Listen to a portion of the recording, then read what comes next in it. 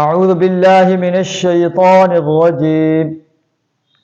بسم اللہ الرحمن الرحیم یا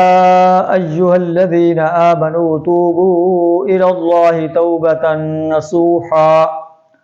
عسى ربكم ان يكفر عنكم سیئاتکم ويدخلكم جنات تجري من تحتها الأنهار يوم لا يخزي الله النبي والذين آمنوا معه نورهم يسعى بين أيديهم وبأيمانهم يقولون ربنا أتمم لنا نورنا واغفر لنا انک علی کل شیء قدیر صدق اللہ العظیم۔ سورہ التحریم آیت نمبر 8 آپ کے سامنے تلاوت کی ہے، جس کا ترجمہ کچھ اس طرح ہے: یا ایھا الذین آمنوا، اے ایمان کا دعویٰ کرنے والے انسانوں، توبوا الی اللہ توبۃ نصوحا، اللہ کے حضور سچی توبہ کرو، توبۃ نصوح، ایسی توبہ کہ پھر اس کے بعد تم سے غلط کام نہ ہو اس کے بعد کوئی غلط کام نہ کرو، اپنے گناہ پر اپنی غلطی پر نادم ہو جاؤ، اللہ کے حضور توبہ کرو، آئندہ کے لیے اللہ سے یہ عہد کرو کہ اللہ میں یہ غلط کام نہیں کروں گا۔ معلوم ہے کہ اہل ایمان سے غلطی ہو سکتی ہے، اور غلطی کے بعد اس کے ازالے کا ایک ہی طریقہ ہے کہ اللہ کے حضور توبہ کریں۔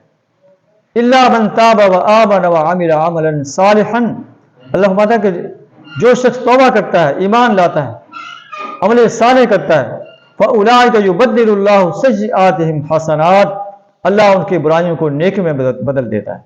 تو انسان ہر وقت اس سے غلطیاں سرزد ہوتی رہتی ہیں، تو جیسے غلطی اس سے ہو جائے فوری اللہ کے حضور توبہ کرے، اللہ اس غلطی کو انشاءاللہ معاف کر دے گا۔ اللہ فرماتا ہے کہ اگر تم توبۃ نصوح کرو گے، سچی توبہ کرو گے، ہو سکتا ہے کہ تمہارا رب تمہارے ان برائیوں کو مٹا دے، وَيُدْخِلَكُمْ جَنَّاتٍ تَجْرِي مِن تَحْتِهَا الْأَنْهَارُ، اور تمہیں ایسے باغات میں داخل کر دے جن کے دامن میں نہریں بہتی ہوں۔ یہ وہ دن ہوگا یوم لا یخزی اللہ النبی والذین آمنوا معہ، کہ اللہ اپنے نبی کو اور آپ صلی اللہ علیہ وسلم کے اہل ایمان ساتھیوں کو رسوا نہیں کرے گا۔ یسعی نورہم یسعی بین ایدیہم وبایمانہم، ان کا نور ان کے آگے اور ان کے دائیں دوڑ رہا ہوگا، اور وہ اللہ سے درخواست کر رہے ہوں گے ربنا اتمم لنا نورنا واغفر لنا، اے اللہ ہمارے نور کو مکمل کر دے، واغفر لنا، ہمیں معاف کر دے، ہماری بخشش فرما دے، انک علی کل شیء قدیر، اے اللہ تو ہر چیز پر قادر ہے، جو چاہے کر سکتا ہے۔ نبی صلی اللہ علیہ وسلم کو ارشاد فرمایا جا رہا ہے: یا ایھا النبی جاہد الکفار والمنافقین واغلظ علیہم، اے نبی صلی اللہ علیہ وسلم کفار اور منافقین سے جہاد کرو،